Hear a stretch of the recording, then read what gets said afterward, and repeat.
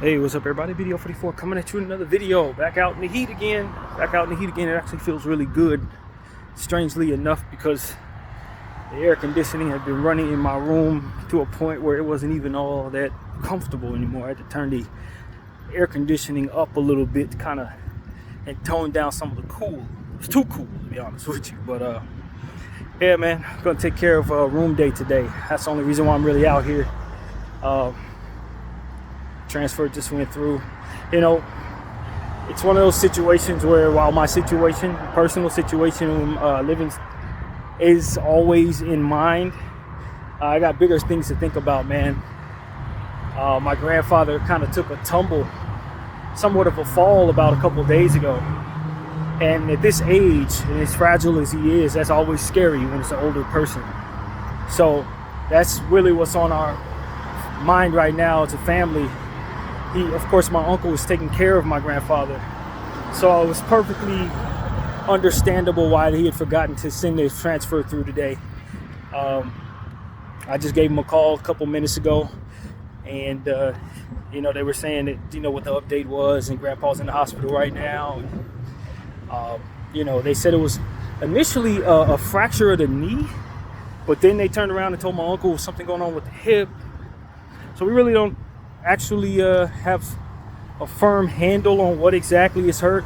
Problem is, my grandfather has always had bad knees. He's had multiple knee replacement surgeries on both knees, from what I understand, or something like that.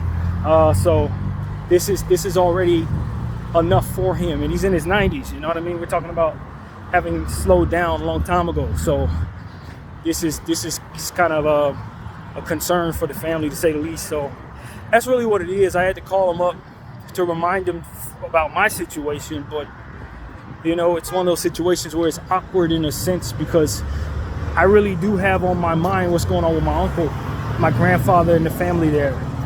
And yes, I called because my situation needed to be addressed, but it's not like I'm thinking about why isn't it addressed. I know exactly why it hadn't been.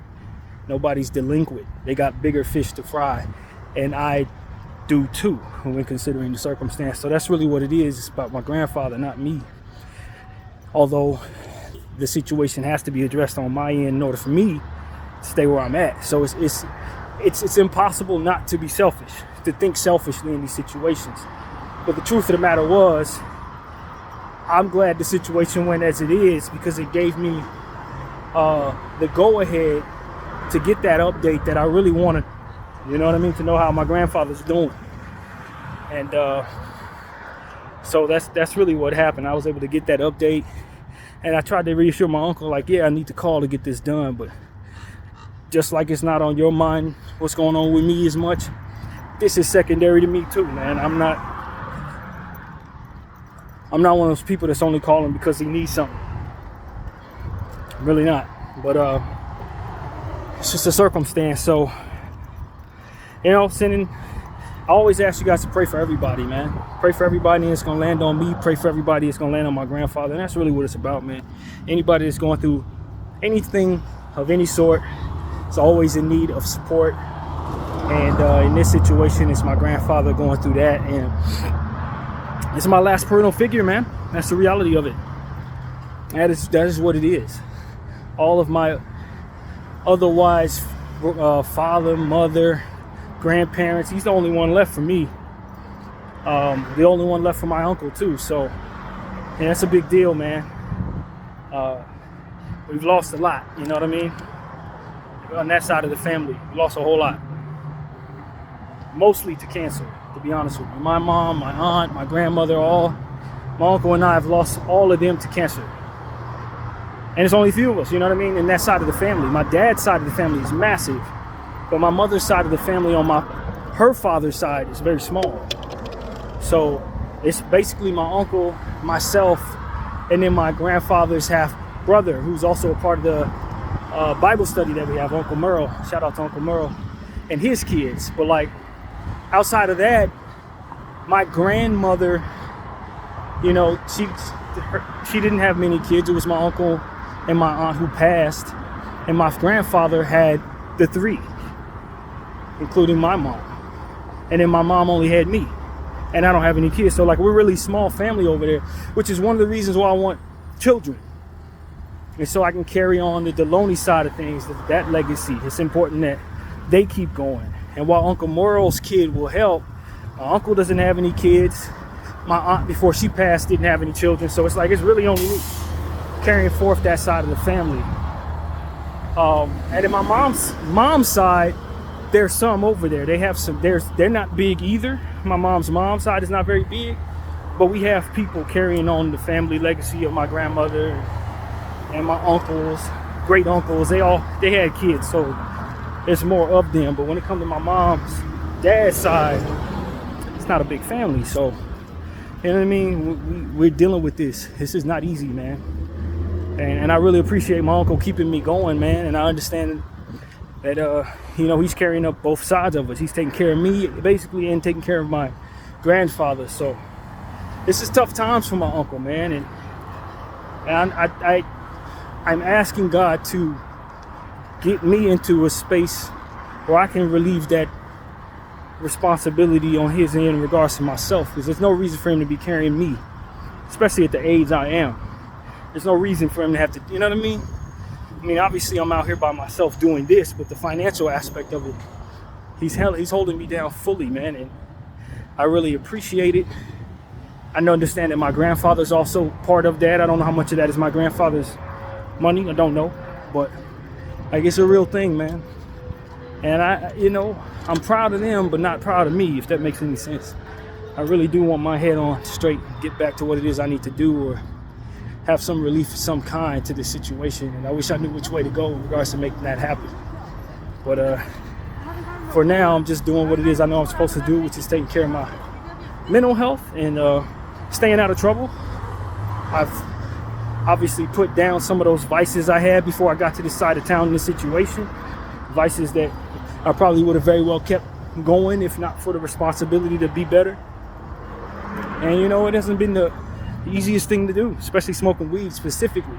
Not smoking weed for a year for someone like myself. I ain't saying I've enjoyed that, but I feel like it's part of the responsibility to what it is that my uncle's doing for me and my grandfather's doing for me, to not pick up any extra financial burdens. That's really what it comes down to. To not pick up any extra mindlessness that would otherwise make my situation more complicated or create more problems than we already have here. So, what I've been going through, unwillingly to a degree, sober because of it. And so for that, I'm saying I'm trying to hold my end of the bargain. It's a battle. It's been a battle. I've been a weed connoisseur since I was about 17, 16 years old. You know what I mean? I take some time off here and there throughout the course of my life, but I genuinely am a more complete version of myself when I'm at my leisure engaging in marijuana to whatever degree I want to, whatever that would be. But in this era of my life, there's been none of it, and I call it being responsible, man. So these type of sacrifices and battles, I think, are necessary when people are doing so much for you. Even if you're going through things that would otherwise make it so that you want to smoke even more than other eras in your life, which I am, these are the times where you got to man up and not create any more financial burdens, not create any more mindlessness that would otherwise put you in a position to be even more of a burden. And so that's the thought there, man. Trying to keep my maturity up, even if somebody were to drop $1 million on my head, the first thing I'd probably do is go to this weed spot across the street and smoke my brain away. It's not to the betterment of my circumstances right now. This is not, and I have to be real about that. So I don't, full year sober, not at all looking to change that right now. And I think that's my greatest contribution to fixing my own problem, I think, is not allowing that to become any more of a problem. So that's really where we're at, man. Praying for my grandfather, of course, asking you all to pray for everybody and things to get better for people as those prayers keep coming. And pray for everybody in Gaza. I think about the elderly there, whoever's left. Lord knows they killed off so many people. The elderly specifically, it's very difficult to live under the circumstances that Israel's put them through. And I see it every day, man, and it's not something I can keep out of my mindset. I know a lot of people are able to effectively look at that situation and not be engaged in conversation about it, you know what I mean? Or think that conversation is reserved for people who are protesters and are looking to move a certain way in regards to the protest. But for me, it's like, I would love to tell y'all that this is slowing down over there, or that this isn't as important as it is, or that this is something that we can set aside for the betterment of our own structure.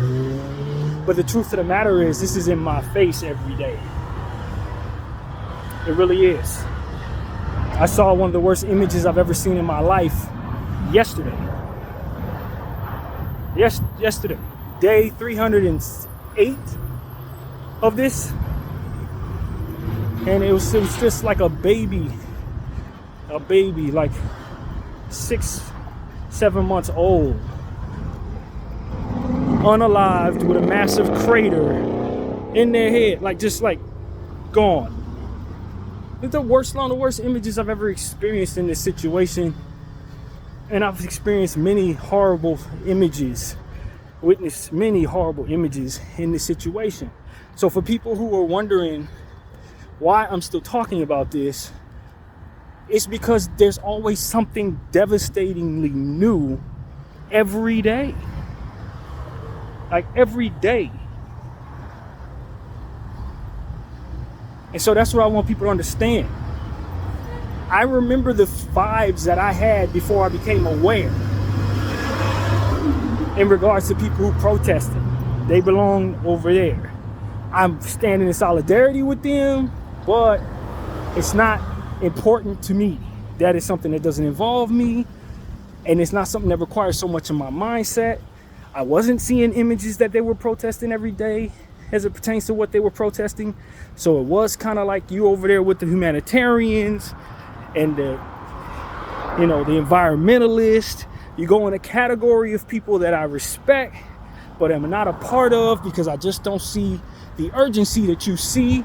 And I think you have to have a passion for that in order to do what it is you do. No different than having a passion for any other thing.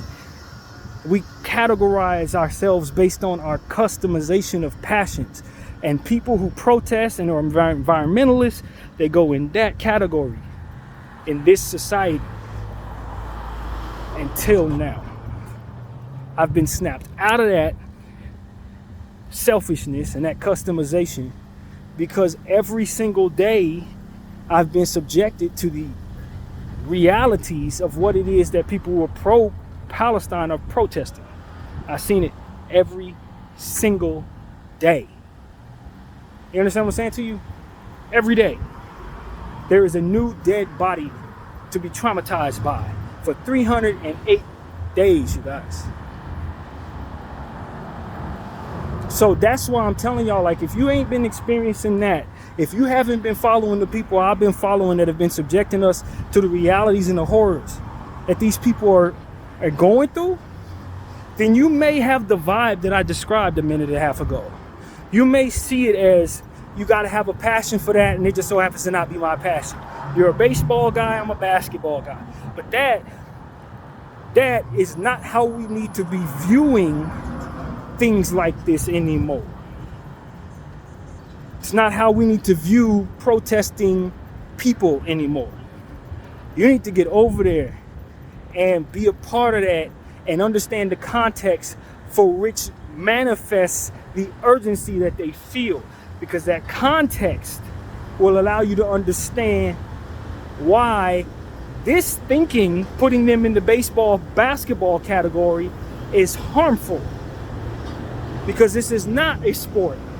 This is not just something that I chose away from or toward. These are things that are happening in the world that require attention from people who are not affected by those things.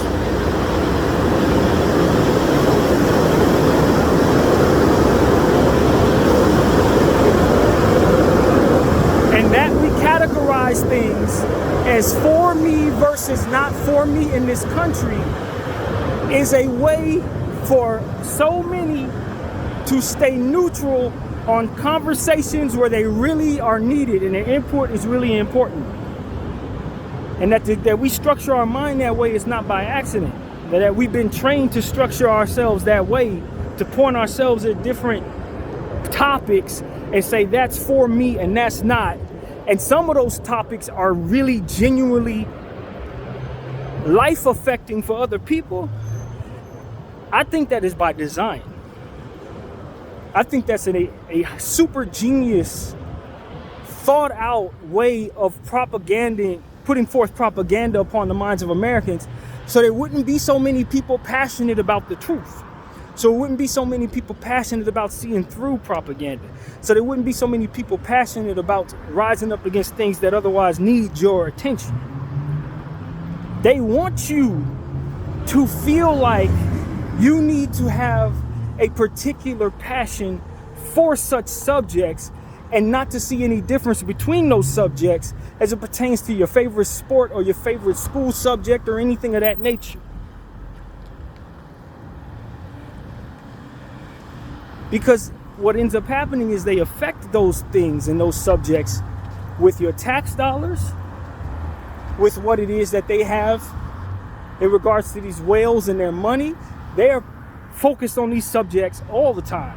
They are benefiting from the suffering in a lot of cases, or benefiting from the indifference in a lot of cases. And if you're focused on, I'm more interested in cupcakes and baking, and I'm more interested in sports, and I'm less interested in politics, as if they're in just separate equal containers that you can pick up and put down at will, then you will never have the urgency to be someone that can effect the change necessary to make this place less sufferable for people who are suffering. This is not a situation where you could say, sports or politics. No, this is suffering. And this is you being cool with it. You should be able to enjoy your cupcakes and your sports and have a special frame of mind from which to focus in on this, no different than you go to church every Sunday with the intention of being a good person.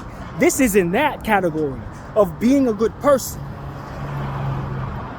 of attending to what should be attended to for the betterment of the world around you and for the betterment of your inner spirit. However you identify your religion, however you identify your spirituality, that for which makes you a contributor to the betterment of the world around you is that for which you ignore and put into a container like it's cooking or chemistry or social studies or math. You understand what I'm saying? Like it's something like that. This is not that. If everybody were to focus on this like they focus on church, there would be real change in this world. A lot of people want to get connected to God. This is where God's work is at. I see it so often. People are so intent on spending their Sundays connecting with God for the betterment of their own lives when they don't realize this is where you connect with Him for real.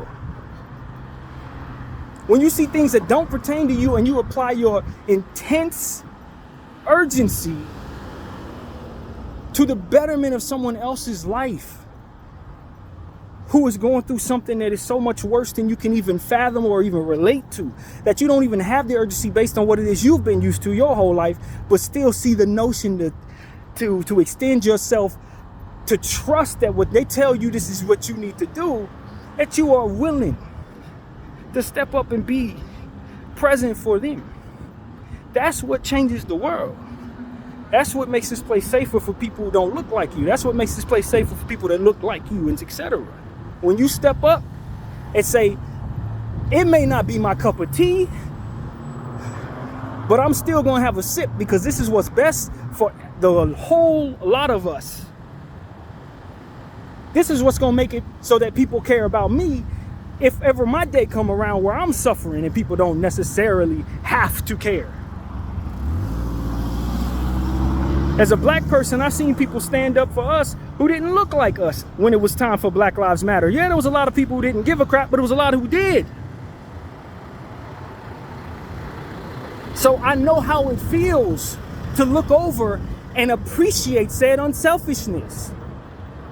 To look over and see somebody who ain't from my point of view, who don't necessarily have to worry about getting slapped around by the cops or shot down or whatever. Saying, you know what, that affects them and that's not okay. I can do something about it. Let me go out and do something about it. That was a good example for someone like me, because it led to me having a respect for self to say, look how good they look when they do that.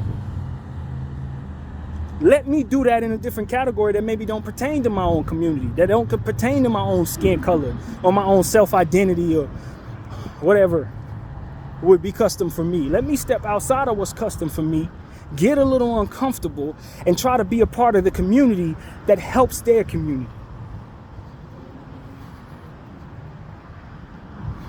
Because that's what's going to inspire love for my community. When they have as many memories of people that look like me standing up for them when it wasn't time to stand up for me. That's what people appreciate. That's what makes people want to go outside when you're doing bad and stand up and spit a picket sign saying your life matters. And a lot of us don't respect that a day like that would ever come around, so we never see the fruit in being a part of that community for somebody else.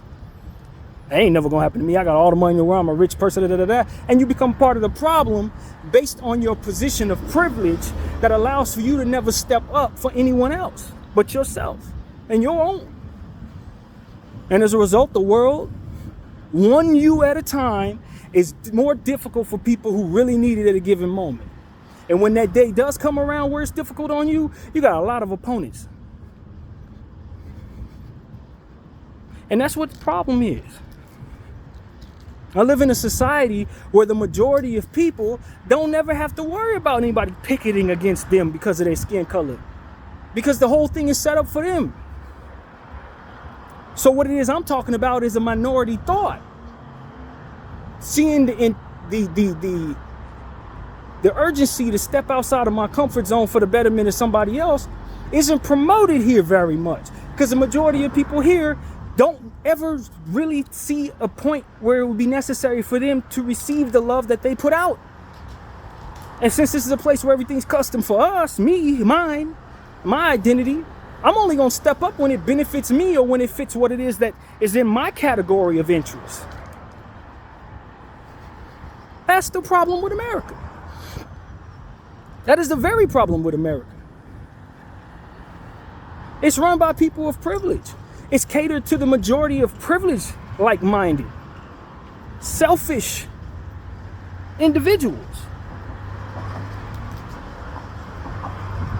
who, when demonstrated against, still have the majority of what the system is made up of, co-signing whatever it is that's best for them. The system is set up for them. So if the system's set up for you and the propaganda is put in a position to make you feel like the only thing you should care about is things that matter to you, when are you ever going to see the fruit in stepping up to be somewhere for somebody else? It never needs to be that, because you never need that for you at any point. I don't need nobody to stand up for me. I got this, I got that. The cops are on my side. I got the government. I got this, that, and the third. If I want to go here, I go there. They shooting them in protection of me. When do you ever need to step up? That's why it's so appreciated when one of y'all do, when you're in that category of human being in this country. Because it really ain't necessary in the grand scheme of what you're taught. For the betterment of your being, the context from which you should see the urgency to that is not necessarily promoted to you. You have to be an extraordinary being just to see the fruit in being a decent human being in this country.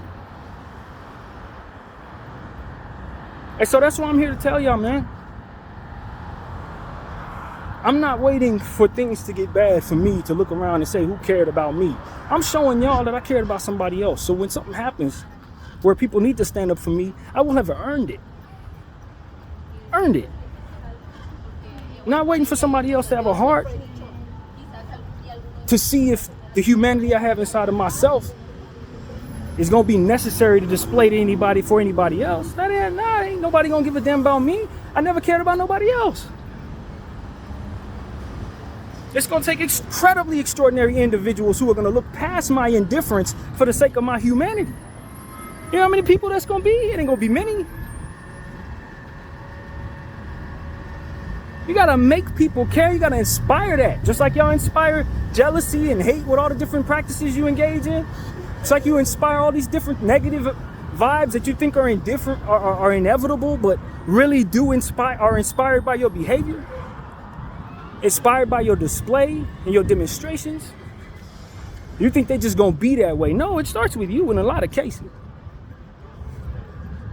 The brunt of what that hatred actually is inspired from within your behavior. Now the question is, do you not know that you can do the same with love? Do you not know that you can do the same with devotion and loyalty? Or do we think those are happenstances as we are steady being whatever way we just want to be? I want to flash all my money in the air, go after somebody else's girl, do all these different things, and then when they hate me, it's like, oh, the world is hateful. No, I inspired that. Pointed at me.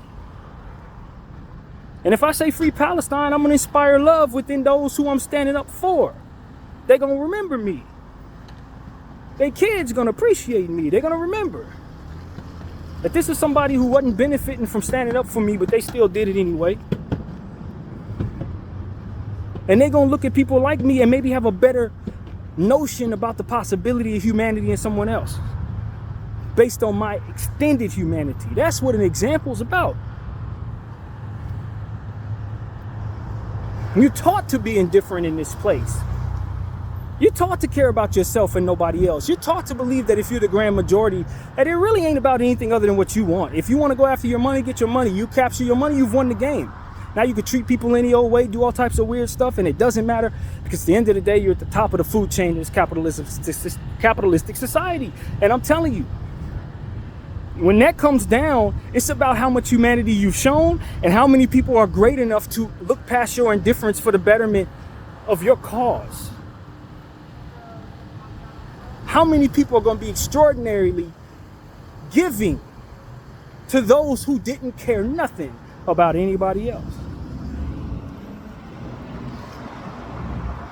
You'll determine whether or not people are protesting with you, protesting against you, or watching you suffer without being willing to pee on you if you're on fire, man. I'm telling you. We're taught how to be the latter.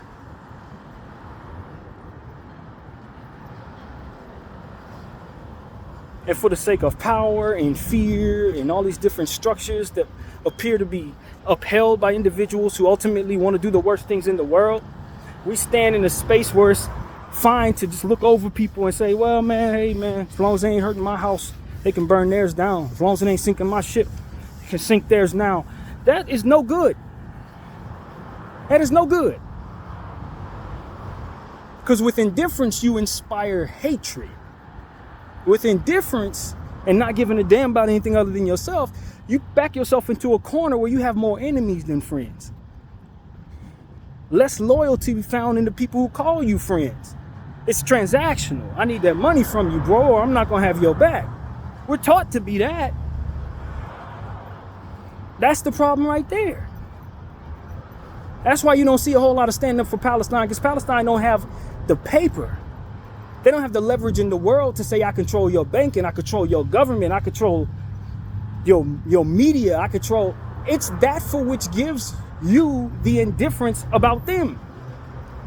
If somebody instilled $3 or $4 trillion in their cause, suddenly it would be very, very decent for all of us to stand up and wave their flag. That's what it really comes down to. It's their enemies that got all the money. It's their abusers that got all the power. So in this capitalistic space, you're going to side with the abuser, who happens to be the one with the money and power. And when the abuser tells you that they're the terrorists, when the abuser tells you that they're the rapists, when the abuser tells you that they're the killers and the baby killers and all that, you're going to either say, nothing, or one of two things. You're going to step up and speak like I'm doing, or you're going to side with those killers, the ones who are really doing it, not the ones who are pointing out those they're abusing and saying that they're them. And you're going to say, I stand with them. Like a lot of people are doing right now, like our government is doing right now. I stand with them. Stand with them, free them. They don't need any freedom. They're the abusers. But they lost like 50 people randomly in October, so, you know, all their enemies got to go to send a message. Like, what are you talking about? What are you talking about? They've been doing this to these people for 76 years. What are we talking about? 76 years of oppressing people. And their response is to snatch a few people, treat them great, hostages, treat them great. And of course, an abuser is going to continue to compound the abuse in response to you standing up against it. That's all that is. And it's a bunch of people who don't have the first idea what it feels like to be abused for 76 years, pointing fingers saying you're doing this to the poor Israelis who have all the damn power. You did what you did on October 7th. We stand with them. No, you don't. You stand with whoever got the leverage and the power. You stand with whoever got the money to and the power to do something to you. If the Palestinians were in control of your livelihood, you would stand against Israel. You would pee all over that Israel flag. Your government would be clapping every time a Palestinian said any damn thing. That's all it is. It's a loyalty to the power itself. Whoever holds it just happens to hold it. And that's the flaw in the humanity we have. People don't give a care about anything other than the money itself. Whoever has it, has it. You understand what I'm saying? That's what it would come down to. And Israel cheated their way through the game. They were ambitious enough, ruthless enough. They were able to break all of the necessary rules to put themselves in a position to have that leverage. And now they have the world. Or at least the governing powers of the world and the ability to reach people with their message and suppress the voices of those who would like to spread a message against them. That's all it is. It's a devilish adherence to man-made power that was stolen, not earned, in 9 out of 10 cases. A lot of people be like, oh, we respect the shooter. No, you respect the cheater. You respect the dude who rigged the game. You don't respect the person who actually did any real dirt in the work. No. You respect the cheater. Just say you respect the dude that rigged the game against everybody else and believed in himself in such a way to say, I dare somebody to hold me accountable for it. That's what you adhere to. A man-made devilish power. And I'm telling you, it ain't going to age well. Because when that power deteriorates in whatever way it will, all that's going to be left is the indifference and the maiming and the murder and the raping and all the different stuff that they did. That's all that's left. When the power well dries up, you're just left with the behavior, the indifference, the suffering, the double standards, the lies. That's all that's left. There's no substance there that inspires any love at all. There's no substance there that inspires any loyalty at all. It's just a bunch of people rigging the game and the things that other people are willing to do to adhere to the power of those who rigged it. That's all it is. And our insufferable need to continue to pay into their wealth. Insufferable. I gotta have what they're selling me. No, you don't. No, you don't.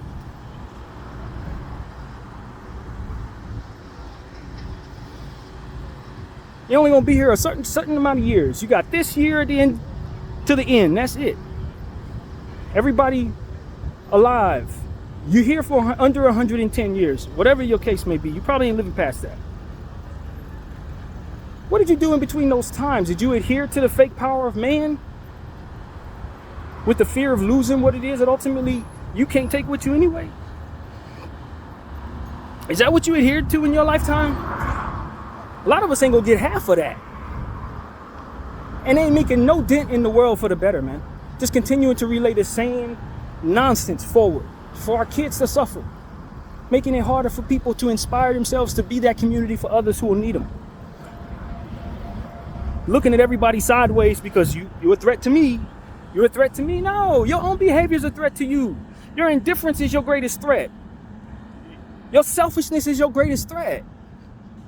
Your callousness toward those who are suffering is your greatest threat. It's that you don't give a crap that inspires the hatred and the violence that ultimately will be pointed at you. It's not the world itself, it's you. And your adherence to this man-made devilish power.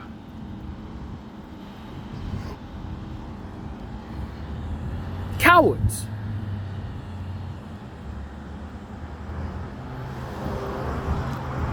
So that's what I'm here to say, man. And 308 days of watching this and seeing the people who happen to hold all the power have demonic and sadistic, psychopathic intentions toward people who really honestly can't do nothing to them because they don't have the leverage to defend themselves properly. That's the reality of it. People who were doing things on the up and up didn't rig the game against the rest of us. They got the shortest end of the stick, and now they're having that of whom was ruthless enough to do all of the things that rigged the game against all of us, pointed all of their vitriol and all of their sick, sadistic behaviors at them. And then you got the people standing on the sidelines who are warped up in the mentality that that's just a category of things, just like anything else that I'm not interested in.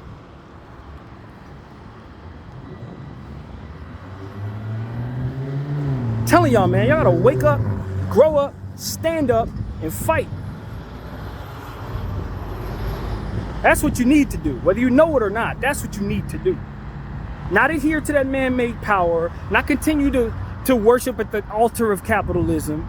None of that is going to save you from ultimately what this is going to be about. We got to stand up, use our voices, and fight. And not point fingers at the people who are willing to and vilify them for doing so. That is a product of the evil in place to suppress what would otherwise hold it accountable.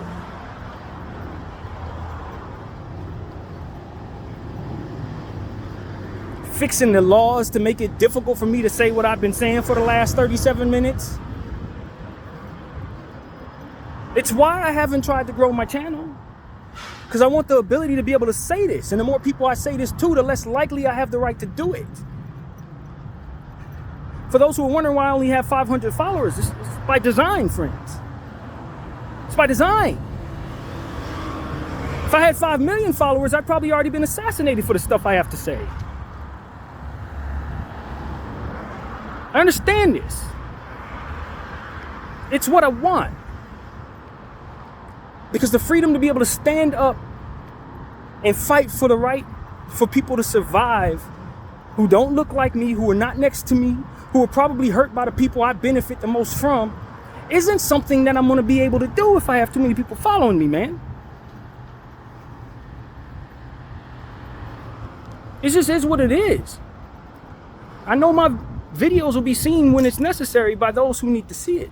But for now, for me to have the leverage to be able to speak like this without being shot down or cut down or thrown in jail or being lied on, having somebody try to smear me for something or whatever the case may be, this is the sacrifice necessary. You got to be in the underground.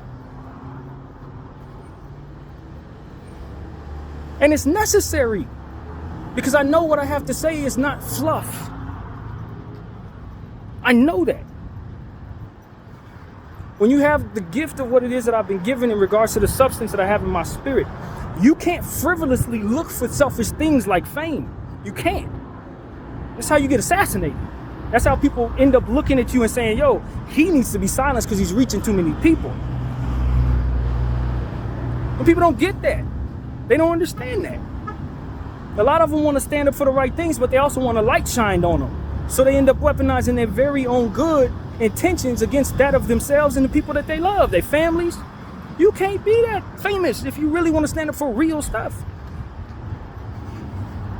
You got to attach yourself to the people who can listen to you, who can spread your message. And you got to let them spread that message organically. You can't be a loud voice. It doesn't work. They shoot Martin Luther. They shoot Malcolm X.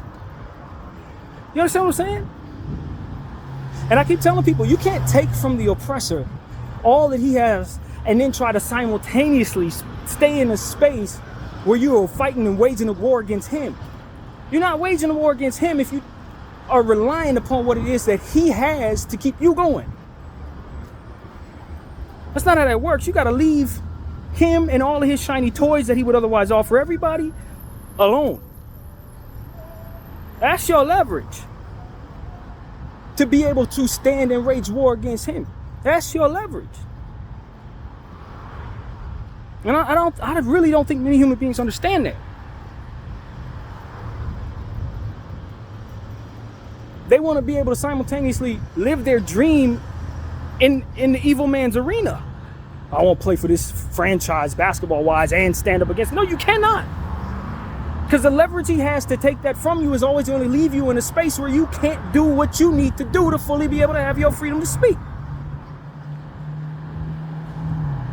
I'm frustrated with celebrities for being willing to take what that entity is giving them for the sake of the silence, but the voice will not be as loud as to reach me if they were to speak a certain way. That's the reality. That's the reality. A lot of us are upset at our celebrities, but you would never hear from your celebrities if they were to speak on the things that they're supposed to be speaking on to adhere to what should be done in this world. They have to sacrifice that fame and that ability to reach you with their voice.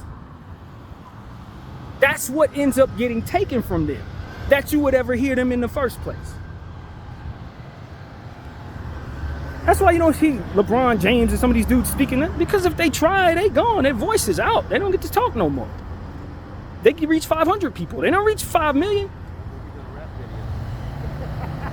Nah, man. I'm serious. Like, that's what it really comes down to. You got to sacrifice some of that. If you're going to take from the oppressor all that he has for you, and then say, I'm going to fight that oppressor, he's going to take from you what it is you rely upon. You don't have it no more. And that's the point. It's like, yo, man, somebody got to sacrifice something. If they're serious about standing up for what needs to be stood up for, you got to sacrifice something. You can't just take everything the man gives you and then think you're going to bite the hand that feeds you. It doesn't work. It doesn't work. That's what I'm trying to express to everybody, man. If we're going to do what we need to do in this life, we have got to stop eating out of that man's hands. If we're going to do everything we need to do to be the best people we can be in this world, we cannot adhere to the rules that he has in place. You got to adhere to something greater than him and greater than you.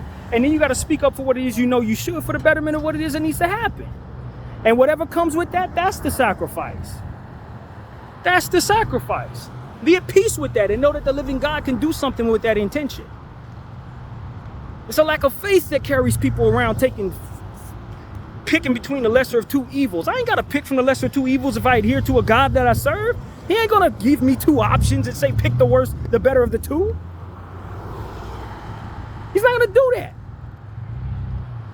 And if you could think for yourself and you actually believe, then you know better. I'm going to pick Bowser, or am I going to pick the Wicked Witch of the West? No, I'm not picking either one of them evil people. Ain't neither one of them got my best interest at heart. And I'm not hearing to the fear of the need to do so. I don't have to do either. Whatever the consequences, the third consequence is for not going with either one of them, that's the one God probably want me to take. Not the lesser of two evils as I assess it to the best of my limited understanding and ability. And I'm telling y'all, man, too many people have been walked down from a confident space of activism because they adhere to something that has been put in front of them to want by people who didn't want nothing but the worst for everyone.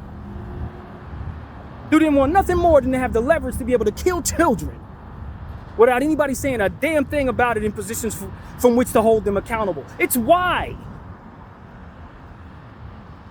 It's the answer for why this person's famous, why they put so much money in that, why they bought up that company, why that's going this way, why they want to control the government, why they want to control the cops, why they want to put people over here and keep the books away from them, put some of them over there and throw the worst of its substances in their lives to suppress their ability to stand up, because that is a threat to that very power that they must hold on to, that you worship so much. It's why. It's why they want to promote racism and race riots and cutting off borders and stuff like that, and then pinning people against each other based on that propaganda. It's why.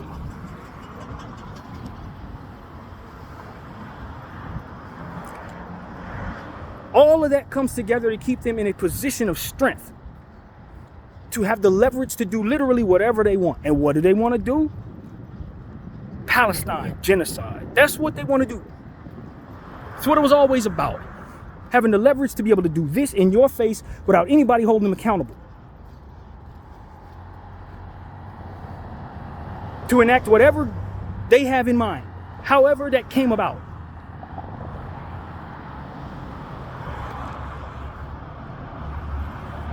And they use the ignorant of us all, the ignorant and brash, arrogant of us all, to push that agenda further. You need to move this way, because if you don't, these people are going to take your jobs. You need to move that away against those people, because if you don't, they're going to come in and do something terrible to you at night. While they go into these people's houses over there in Palestine and do those same terrible things at night to them. They feel they have so much control that they can debate on whether or not people should be sodomized in their prisons. In the presence of all of us, as if we can't do nothing about the depravity of that intention. That's how much control they believe they have over you, as you try to figure out whether or not this is a category or something you should be interested in, or should be more so focused on cooking, basketball.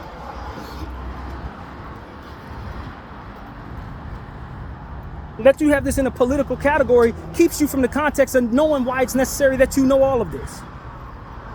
And you're going to keep on picking from the lesser of two evils because rock the damn vote. You were taught that when you were 10, so. And your favorite celebrity got up here and told you this person is great, and you trust your celebrity because. Now, mind you, you don't have an answer for why you trust your favorite celebrity. You just know they've been in your damn face all this time. So it's like, yeah, I know this person. No, you don't know that person. And you definitely don't know who's behind them. You definitely don't know why they're doing what they're doing, or what they're trying to keep from doing, or what's really in their heart that they can't say because they're going to lose everything, including the voice to speak to you. They're adhering to something.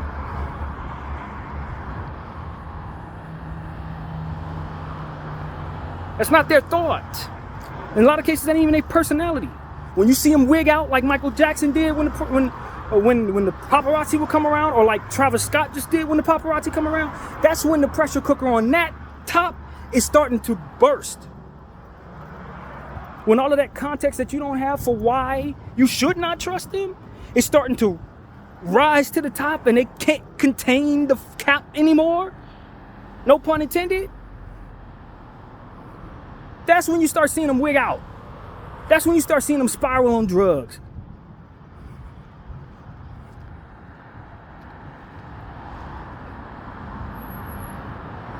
Because it's only but so many people who can actually adhere to the evil for too long, bro. From behind that curtain, influencing all of us to be our lowest of frequencies. Every once in a while, you're going to see them peek from behind that curtain, from behind that lie that is their personality, that's the celebrity personality. And you're going to understand who that person really is, which is somebody who never even had a real voice. They were loud, but it wasn't their speaking. They were there, but it wasn't really them. They couldn't speak on real stuff. And if they could speak on real stuff, you have no idea what position they take, because they never showing you. They can't show you. If they did, you wouldn't hear from them. A lot of them are just people who have been deeply coerced by the propaganda in place.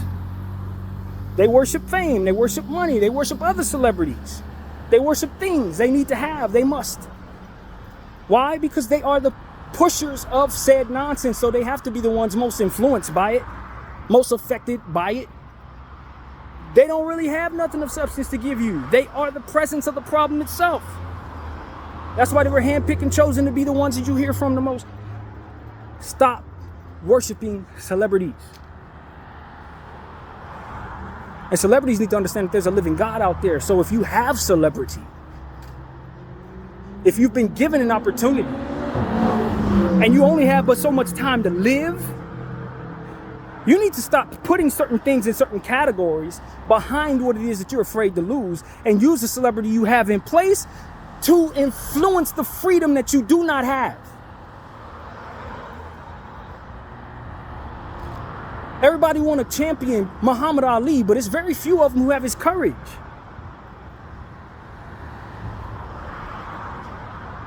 First thing they want to do is talk about Martin Luther King, but they don't have his courage. The cowards, phonies. And they make the world harder for people who are coming. Thinking that the world's going to stay the way it is today forever. It's not. It gets worse when you continue to push indifference and substance worship and fake human power worship and all these different things. You make it worse for the next generation. It's not going to stay like this. It gets worse.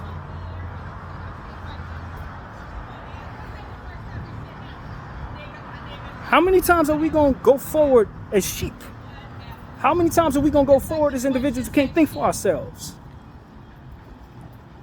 We just do whatever the culture tells us is the culture is what we do. No, it's not what we do. You influence what we do next. Be a better version of what it is that we should be seeing. Step from behind that curtain and be that Muhammad Ali. Fall on that sword. You're not afraid of a lot of different things, but you're afraid to do the right thing, and you call yourself someone who believes in the Lord. Make it make sense. You cannot. There's no way to do so. What's the point? A lot of y'all think y'all moving in faith, but what you're really moving to is an adherence to the human God around you, the Zionist God that wants to kill babies and rape people. That's who you adhere to. Who wants to control the government and have people standing for psycho murderers and stuff so that they can have the leverage to deliberate amongst themselves on whether or not it's okay to rape people. That is who you're adhering to, literally, whether you're intelligent enough to see that or not.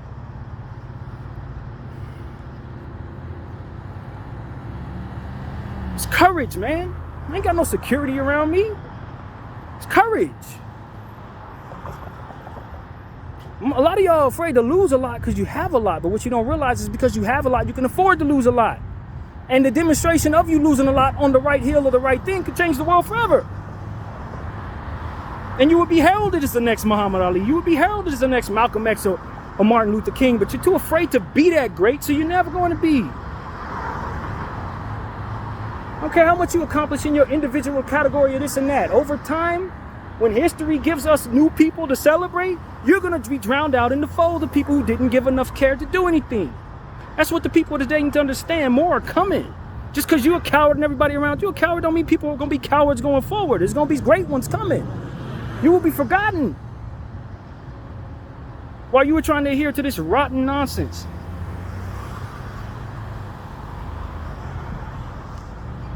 I'm not afraid, man. I just know what I'm capable of doing. I know what I can and cannot do as it pertains to me asking for success and then biting the hand that provides it to me. If the hand that provided it to me wanted to lend a hand to everybody who needed it, I wouldn't have any problem with it.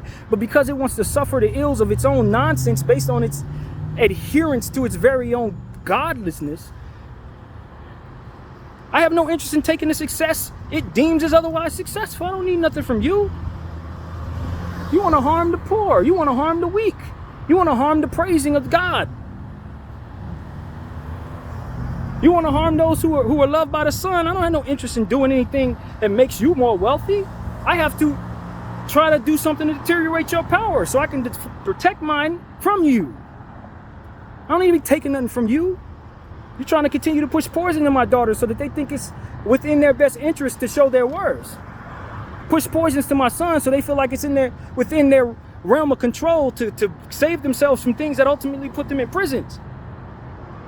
They can't save themselves from you. They need me to help them. And if I'm taking what you have to feed me, that further pours more power into your pocket, then what the hell good am I to them?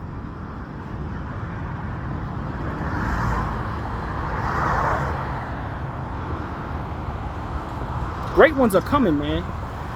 That's the bottom line. Not people who are going to adhere to whatever measures are put in place in front of them to aspire to, but people who are going to create new measures, deteriorate the ones that hold people back. Those are the great ones I'm talking about. They coming.